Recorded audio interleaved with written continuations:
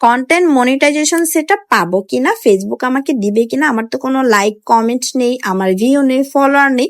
তো এমন নানা প্রশ্নের সম্মুখীন হচ্ছে নতুন বন্ধু। আজকে আমি কন্টেন্ট মনিটাইজেশন সেটআপ পাবে কিনা সেটা নিয়ে কিছু কথা বলতে যাচ্ছি, কারণ যেহেতু আমিও একজন নতুন ইউজার আর আমিও কিন্তু কন্টেন্ট মনিটাইজেশন সেটআপ পেয়েছি আলহামদুলিল্লাহ গত মাসে।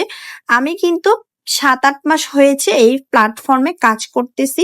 তো আলহামদুলিল্লাহ আমি যেহেতু কন্টেন্ট মনিটাইজেশন সেটআপ পেয়েছি, আমার তেমন ভিউ ফলোয়ার এত কিন্তু না, তবুও কিন্তু ফেসবুক আমাকে দিয়েছে শুধুমাত্র একটি কারণ, সেটা হলো আমি তাদের গাইডলাইন মেনে কাজ করেছি এবং সবসময় অ্যাক্টিভ থাকার চেষ্টা করেছি, অন্যদের ভিডিওতে লাইক কমেন্ট এবং ভালো লাগলে শেয়ারও করেছি।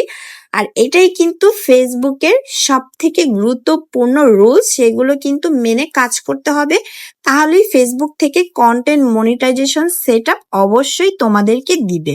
অনেকেই আসলে এটা ভেবে ঠিক মতো কাজ করতেছে না যে আমার তো ভিউ নেই, ফলোয়ার নেই, আমি কিভাবে কন্টেন্ট মনিটাইজেশন সেটআপ পাবো, সেজন্য কিন্তু তারা রিচ, এঙ্গেজ সবকিছু ডাউন করছে।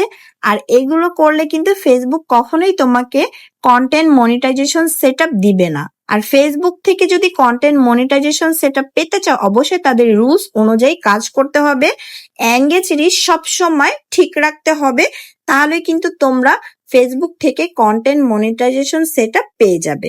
আর এই আগস্ট মাস পুরাতেই কিন্তু কন্টেন্ট মনিটাইজেশন সেটআপ দিবে, তাই তোমরা ফেসবুকের গাইডলাইন মেনে কাজ করো, রিচ এঙ্গেজ ঠিক রাখো, তাহলে তোমরাও পেয়ে যাবে কন্টেন্ট মনিটাইজেশন সেটআপ ইনশাআল্লাহ। ভিডিওটি ভালো লাগলে লাইক কমেন্ট শেয়ার করে দিও। আজকের মতো এখানেই বিদায় নিচ্ছি, সবাই অনেক অনেক ভালো থেকো আর আমার জন্য দোয়া করো। আল্লাহ হাফিজ, আসসালামু আলাইকুম।